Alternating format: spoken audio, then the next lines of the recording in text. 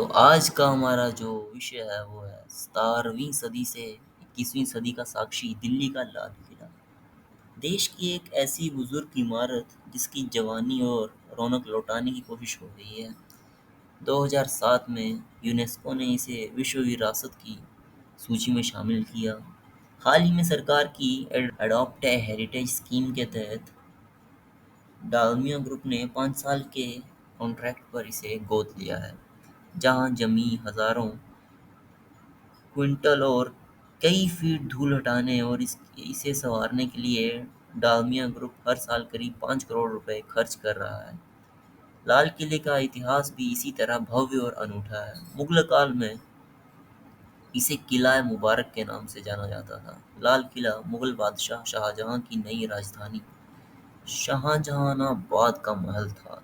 यह दिल्ली शहर की 7वीं मुस्लिम नगरी थी, जिस मुगल साम्राज्य की नींव मुगल बादशाह बाबर ने 16वीं सदी में रखी थी।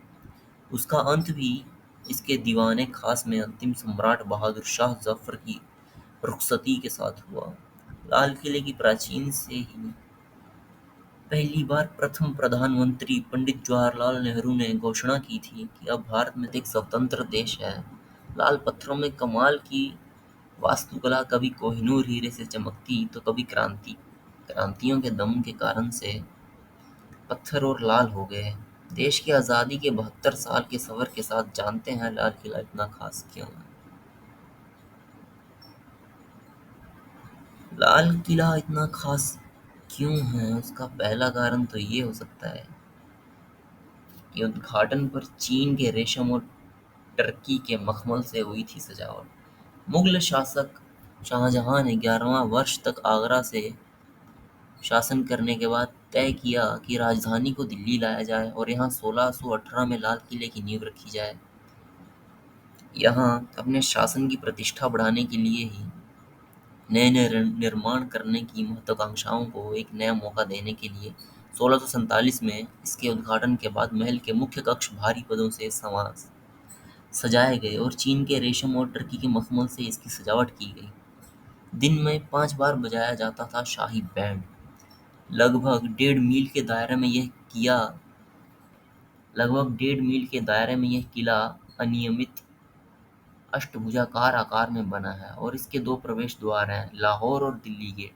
लाहौर गेट के दर्शक छत्ता चौक में पहुंचते हैं और जो एक समय शाही बाजार हुआ करता था, और इसमें दरबारी, जौहरी, लघु चित्र बनाए जाते हैं। कालीन के निर्माता, रेशम के बुनकर और विशेष प्रकार के दस्तकारों के परिवार रहा करते थे। शाही बाजार से एक सड़क नवाब खाने की ओर जाती है, जहां दिन में 5 बार शाही बैंड बजाया जाता था। वह बैंड हाउस मुख्य महल के प्रवेश का संकेत भी देता है और शाही परिवार के अलावा अन्य सभी अतिथियों को यहाँ झुकाकर जाना होता है। लाल किले में वास्तुकला के समृद्ध कई इमारतें हैं। लाल किले में कई प्रमुख इमारतें हैं, जिनमें दीवाने आम, दीवाने खास के अलावा मोती मस्जिद, हीरा महल, रंग महल, खास महल और हयात बख्श बाग समेत 15 प्रमुख स्थल हैं। खास वास्तुकला को दर्शाती ये इमारतें दर्शकों को आकर्षित करती हैं। लाल किला का निर्माण कार्य उस्ताद अहमद और उस्ताद हामिद ने किया था। इस किले में करीब 200 साल का मुगल परिवार के वंशज रहे।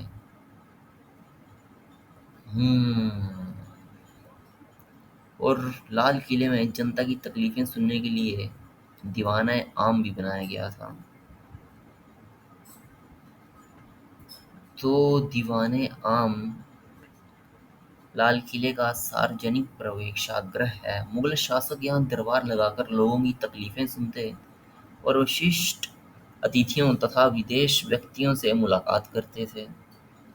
दीवाने आम की सबसे प्रमुख विशेषता ये है कि इसकी पिछली दीवार में लता मंडप बना हुआ है, जहाँ बादशाह समृद्ध पच्चीकारी और संगमरमर के बने मंच पर बैठते थे। इस मंच के पीछे इटालियन पेट्रा ड्यूरा कार्य के उत्कृष्ट नमूने बने हुए हैं। और सबसे खास मेहमान नवाजी, मेहमानों की खातिरदारी के लिए जाना जाता था दीवाने खास। किले का दीवाने खास निजी मेहमानों के लिए था। शाहजहां ने सभी भवनों में से सबसे अधिक सजावट वाला 900 गुणा 67 फीट का दीवाने खास सफेद संगमरमर का बना हुआ मंडप है, जिसके चारों ओर बारीक तराशे गए खंभे हैं। एक मंडप की सुंदरता से अभिभूत होकर बादशाह ने ये कहा कि यदि इस पृथ्वी पर कहीं स्वर्ग है तो यही है। यही है। कार्नेलियन तथा उनके पत्थरों के पच्चीकारी मोज़ेक कार्य के फूलों से सजा हुआ दीवाने खास एक समय प्रसिद्ध मयूर सिंहासन के लिए भी जाना जाता है, जिसे 1739 में नादिर शाह द्वारा हथिया लिया गया था, जिसकी कीमत 6 मिलियन स्टर्लियर थी।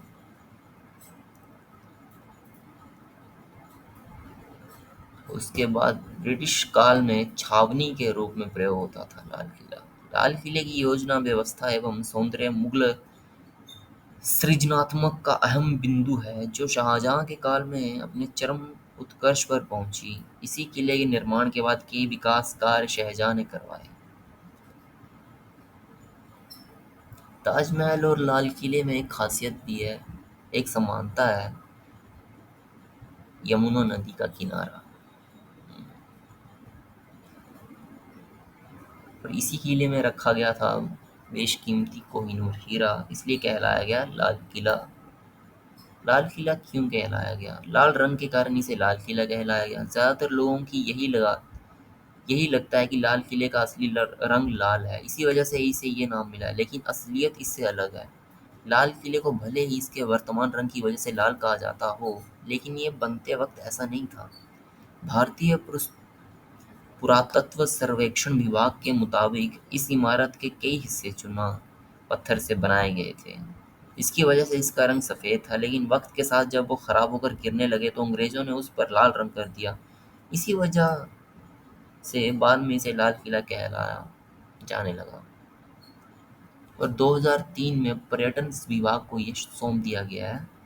भारतीय सेना ने 56 साल पुराने अपने कार्यालय को हटाकर लाल किला खाली किया और एक समारोह में पर्यटन विभाग को सौंप दिया। तो बस आज के लिए इतना ही, फिर मिलेंगे अगले फैक्ट के साथ।